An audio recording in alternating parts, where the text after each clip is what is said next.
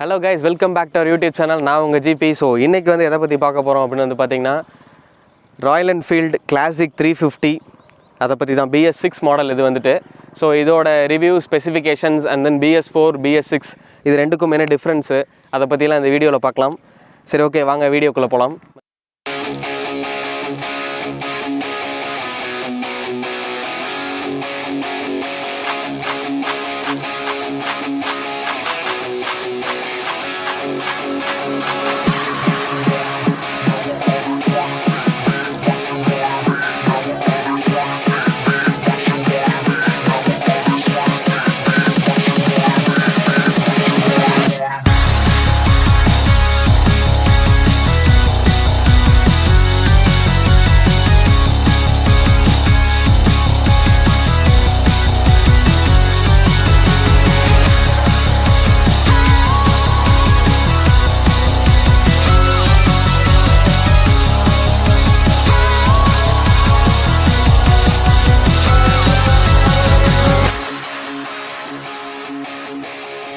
Okay guys, இந்த model வந்து பார்த்திங்கன்னா அதோட நேம் வந்து ஸ்டெல்த் பிளாக் அப்படின்னு சொல்லுவாங்க. One of the successful model in RE right now அப்படின்னு சொல்லலாம். இது வரைக்கும் ஒரு ராயல் என்ஃபீல்டில் ஒரு நல்ல ஒரு சூப்பர் லுக்கான பைக் அப்படின்னு சொன்னால் இதை நான் கண்டிப்பாக ப்ரிஃபர் பண்ணுவேன். ஏன்னா இதில் தான் வந்து பார்த்திங்கன்னா ஃபஸ்ட்டு அலாய் வீல் கொடுத்துருக்காங்க. ஸோ இது வரைக்கும் ராயல் என்ஃபீல்டில் அலாய் வீல் வந்துட்டு கொடுக்கல. கிளாசிக் மாடலில் இதுதான் வந்துட்டு பார்த்திங்கன்னா ஃபஸ்ட்டு அலாய் வீல். ராயல் என்ஃபீல்டில் வந்து முன்னாடியே அலாய் வீல் கொடுத்துட்டாங்க. அது வந்து பார்த்திங்கன்னா Thunderbird x. So and then இது வந்து பார்த்திங்கன்னா ஸ்டெல்த் பிளாக். நான் ஆல்ரெடி சொன்ன மாதிரி தான் ஒன் ஆஃப் த பெஸ்ட்டு லுக்குன்னு சொல்லலாம். சூப்பராக போயிட்டுருக்கு. அண்ட் தென் BS4லேருந்து BS6 அப்டேட்டாக வந்துட்டு பார்த்திங்கன்னா வழக்கம் போல் எல்லாத்துலேயும் சொல்கிற மாதிரி இந்த கேட்டலிட்டிக் கன்வெர்ட்டர் அதெல்லாம் இருக்குது. பட் அதை விட ஒரு நல்ல விஷயம் என்ன கொடுத்துருக்காங்க அப்படின்னு பார்த்திங்கன்னா அது வந்து டியூவல் சேனல் ABS. அண்ட் தென் இப்போ தான் முதலாக கிளாசிக்கில் வந்துட்டு பார்த்திங்கன்னா ஃபியூவல் இன்ஜெக்டர் கொடுத்துருக்காங்க. அது ஒரு நல்ல விஷயம். இன்கேஸ் ஒரு 2 or 3 கிலோமீட்டர்ஸ் மைலேஜ் வந்து அதிகம் நம்ம எதிர்பார்க்கலாம். ஸோ எந்தளவுக்கு வருதுன்னு தெரியல, பார்ப்போம். இப்போ வந்துட்டு REயோட ஸ்பெசிஃபிகேஷன் அதை பற்றிலாம் ஃபுல்லாக பார்க்குறதுக்கு முன்னாடி REயோட ஒரு சின்ன ஹிஸ்ட்ரி, அதாவது என் லைஃப்பில் நடந்த ஒரு சின்ன ஹிஸ்ட்ரியை பற்றி மட்டும் பார்த்துருவோம். ஸோ அது என்ன அப்படின்னு வந்து கேட்டிங்கன்னா, என்னோட சேனலில் வந்துட்டு பார்த்திங்கன்னா NS200 BS6ஓட ரிவ்யூ வந்துட்டு போட்டிருப்பேன்.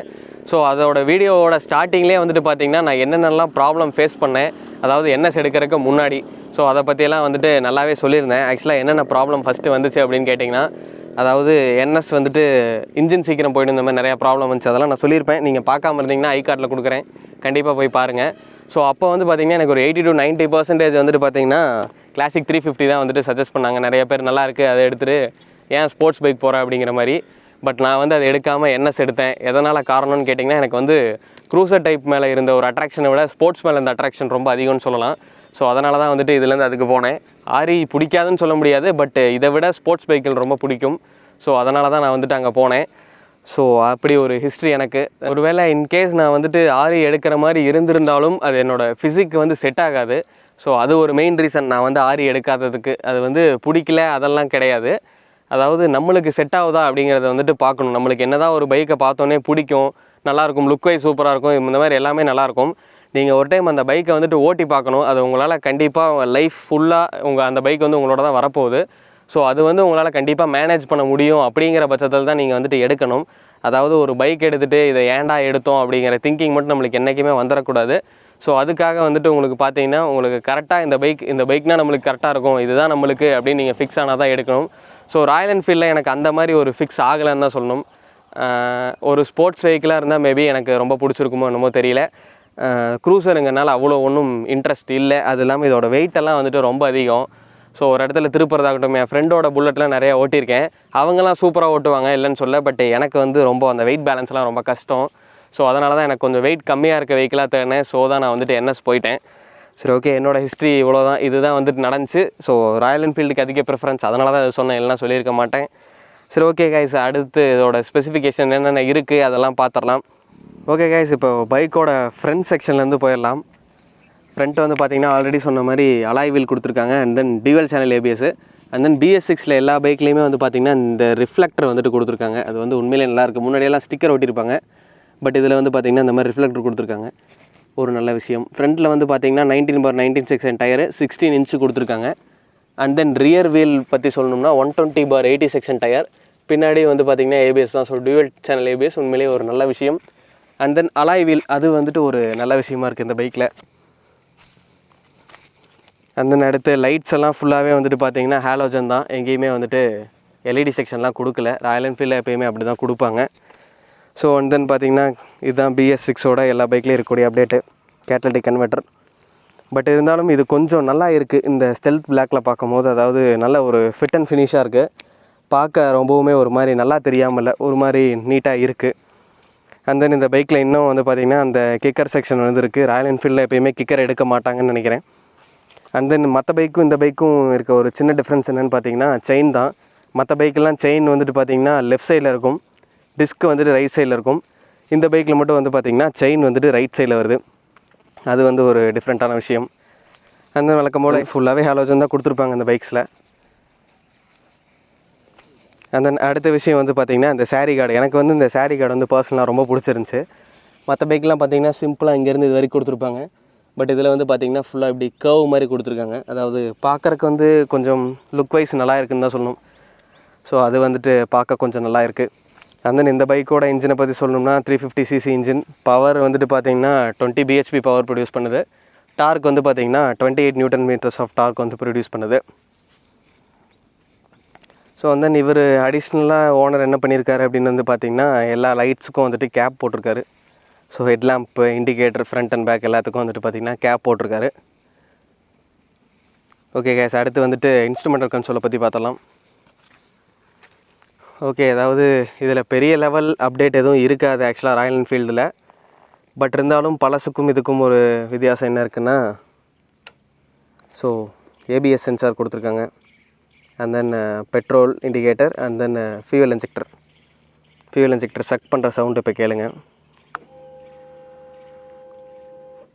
இன்ஜின் கில் ஸ்விட்ச் இருக்கு இல்லையா, அதான் வந்துட்டு பார்த்திங்கன்னா ஃபியூவல் இன்ஜெக்டர் கொடுத்துருக்காங்க. ஸோ அது வந்து பார்த்திங்கன்னா ஆன் பண்ணோடனே செக் பண்ண ஆரம்பிச்சிடும். இவ்வளோதான் கைஸ், இவ்வளோ தான் இந்த பைக்கில் இருக்குது. இன்ஸ்ட்ருமெண்டல் கன்சோல் ஆல்ரெடி எல்லோரும் பார்த்த மாதிரியே தான் இருக்குது. இது பெருசாக ஒன்றும் டிஃப்ரென்ஸ் இல்லை, இதை மட்டும் மாற்றிருக்காங்க. அண்ட் தென் இந்த பைக்கோட டேங்க் கவரை பற்றி சொல்லணும். உண்மையிலேயே ஒரு நல்ல ப்ரீமியமான டேங்க் கவராக இருக்கும். சூப்பராக இருக்குது பார்க்குறக்கு. அதாவது என்ன சொல்கிறது, ஒரு லெதர் மாதிரி இருக்குது கிட்டத்தட்ட. ஒரு நல்ல ஹை குவாலிட்டி, பில் குவாலிட்டி வந்து சூப்பராக இருக்குதுன்னு தான் சொல்லணும். ஸோ அந்த மாதிரி ஒரு கவர் தான் இது. அதாவது ஏகப்பட்ட திங்ஸ் வச்சோம் நாங்களே. ஸோ அந்த மாதிரி ஒரு நல்ல கவர் கொடுத்துருக்காங்க. அது வந்துட்டு பார்க்குறக்கு கொஞ்சம் நல்லாயிருக்கு.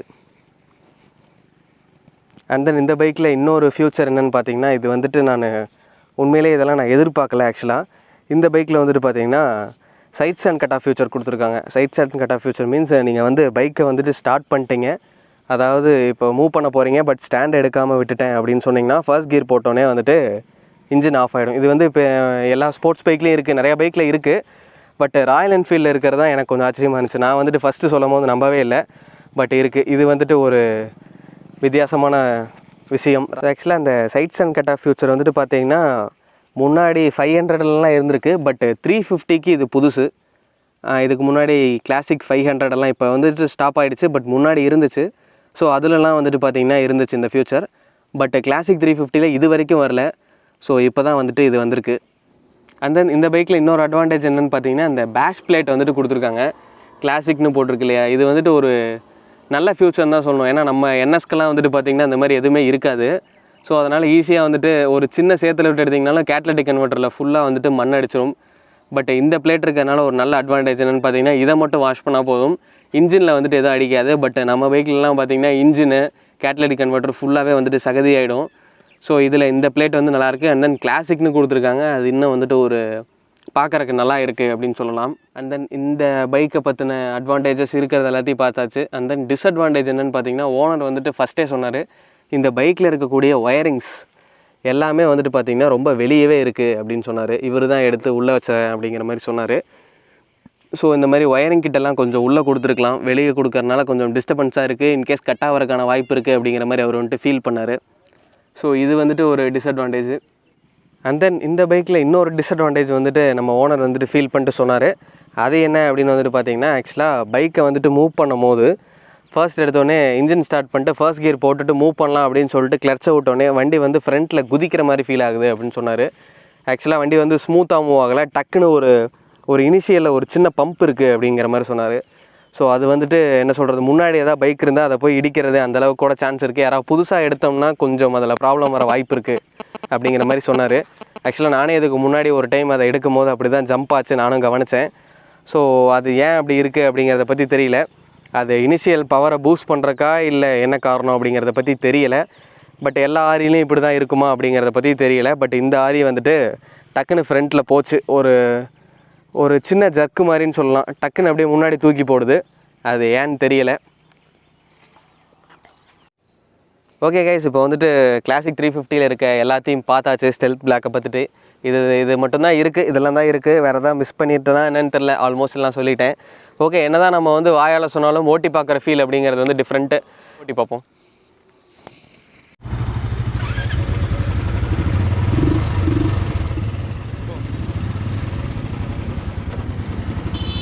ஓகே கைஸ், இப்போ வந்துட்டு ஓட்டி பார்த்துருவோம். ஆக்சுவலாக பொசிஷன்லாம் வந்து பார்த்திங்கன்னா பொசிஷனில் பெரிய சேஞ்ச் எதுவும் இல்லை, BS4 மாதிரியே தான் பொசிஷன் இருக்குது. வைப்ரேஷன் லெவல் வந்து குறைஞ்சிருக்குங்க, கொஞ்சம் டிஃப்ரென்ஸ் தெரியுது. ஆக்சுவலாக BS4லாம் பார்த்திங்கன்னா நேரம் ஹேண்டில் பாரில் நல்ல ஒரு வைப்ரேஷன் தெரியும், இதில் கொஞ்சம் குறைஞ்சிருக்கு. அண்ட் தென் சவுண்டு கொஞ்சம் டிஃப்ரெண்ட்டாக இருக்குங்க, ஒரு மைல்டு பேஸாக இருக்குது. முன்னாடி நல்ல அந்த சவுண்டு வெடிக்கிற மாதிரிலாம் கேட்கும், பட் இப்போது சவுண்டும் கொஞ்சம் டிஃப்ரென்ஸ் தெரியுது. ஆக்சுவலாக அந்த க்ரூசர் டைப்னால் எல்லாேருக்கும் உங்களுக்கு தெரிஞ்சது தான். இனிஷியலில் வந்து பெரிய லெவல் பிக்கப் எதுவும் இருக்காது, ஆனால் போக போக வந்துட்டு போயிட்டே இருக்கும். இதில் வந்து ஒரு 40-50 கிராஸ் பண்ணிட்டிங்கன்னா அதுக்கப்புறம் பைக் வந்துட்டு நல்ல ஃப்ளோ இருக்குங்க. இனிஷியலில் தான் கொஞ்சம் கம்மியாக இருக்குது, பட் போக போக நல்லாயிருக்கு. பட் ஆனால் இப்போ ஒரு முக்கியமான விஷயம் என்ன சொல்லணும்னு நினைக்கிறேன்னா, இந்த கிளாசிக்கு வந்து இப்போ ஒரு செம்ம காம்படிஷனாக மீட்டிஆர் கொண்டு வந்திருக்காங்க. மீட்டிஆர் வந்துட்டு ஒரு வேறு லெவலாக இருக்குங்க சொல்லப்போனால். அதாவது ஒரு பெரிய அப்டேட் கொண்டு வந்திருக்காங்க. இன்ஸ்ட்ருமெண்டல் கன்சோல்லாம் பார்க்கும்போது சூப்பராக இருந்துச்சு. கிளாசிக்கில் இன்னுமே பார்த்திங்கன்னா நம்ம நார்மலாக தான் பண்ணிக்கிட்டு இருக்காங்க, வேறு எதுவும் பெருசாக சேஞ்சஸே கொண்டு வரல. பட் அந்த மீட்டிஆர் வந்துட்டு பார்த்திங்கன்னா சூப்பராக இருந்துச்சு. ஆக்சுவலாக கண்டிப்பாக மீட்டிஆர் ஒரு நாள் கிடச்சிதுன்னா நம்ம வந்துட்டு ரிவ்யூ போடலாம். ஓகே, பைக் வந்துட்டு சூப்பராக இருக்குது, பிக்கப்பெல்லாம் நல்லாயிருக்கு. BS4 விட 6ல் வந்துட்டு வைப்ரேஷன் லெவல் குறைஞ்சிருக்கு. அண்ட் தென் பிக்கப்பில் பெருசாக சேஞ்ச் எதுவும் தெரில, நார்மலாக தான் இருக்குது. க்ரூசர் டைப் போடுறதுக்கே கொஞ்சம் டிஃப்ரெண்ட்டாக தான் இருக்குது, ஏன்னா நம்ம வந்து ஸ்போர்ட்ஸ் பைக் ஓட்டி பழக்கமாகிடுச்சு. க்ரூசர் கொஞ்சம் டிஃப்ரெண்ட்டாக இருக்குது. மேபி இன் ஃப்யூச்சர் நம்ம கிளாசிக்கில் வந்துட்டு இன்ஸ்ட்ருமெண்டல் கன்சோல் எல்லாம் அப்டேட் பண்ணினால் கிளாசிக்கும் வந்துட்டு மீட்டிஆருக்கு ஒரு நல்ல காம்படிஷன் கொடுக்கும்னு நினைக்கிறேன். ஏன்னா ராயல் என்ஃபீல்டு க்ரூசரில் பெஸ்ட்டாக இப்போ வந்து மீட்டிஆர் கொண்டு வந்துட்டாங்க. ஸோ கிளாசிக்கில் நம்ம வந்துட்டு ஏதாவது ஒரு அப்டேட் பண்ணியே ஆகணும் இப்போ அவங்க, இல்லைன்னா கிளாசிக் வந்துட்டு கீழே போயிடும். பாப்பா என்ன பண்ணுறாங்கன்னு தெரியலை ஆக்சுவலாக. ஓகே, வைப்ரேஷன் லெவல் ஓரளவுக்கு குறைஞ்சிருந்தாலும் அவர் சொன்ன மாதிரி கியர் போட்ட உடனே டக்குன்னு முன்னாடி இழுத்துச்சு. அது கொஞ்சம் ப்ராப்ளம் தான், எங்கேயாவது இடிக்கிறது கூட வாய்ப்பு இருக்குது. புதுசாக எடுக்கும்போது கொஞ்சம் பார்த்து தான் எடுக்கணும். ஓகே கைஸ், இனிமேட்டுக்கு நீங்கள் வந்து ராயல் என்ஃபீல்டு சூஸ் பண்ண போகிறீங்கன்னா உங்களுக்கு மீட்டிஆரும் ஒன் ஆஃப் த ஆப்ஷனாக கண்டிப்பாக இருக்கும்னு நினைக்கிறேன். ஓகே கைஸ், இந்த பைக்கை பற்றின ஃபுல் ஸ்பெசிஃபிகேஷன்லாம் சொல்லிட்டேன். அண்ட் ஓட்டியும் பார்த்தாச்சு, வைப்ரேஷன் லெவல் மட்டும் கொஞ்சம் குறைஞ்சிருக்கு. இந்த வீடியோ உங்களுக்கு பிடிச்சிருந்தா லைக் பண்ணுங்கள், பிடிக்கலனா டிஸ்லைக் பண்ணுங்கள். அண்ட் தென் மறக்காமல் ஏதாவது சொல்லணும்னு நினச்சிங்கன்னா கமெண்ட் செக்ஷனில் கமெண்ட் பண்ணுங்கள். See you guys in next video.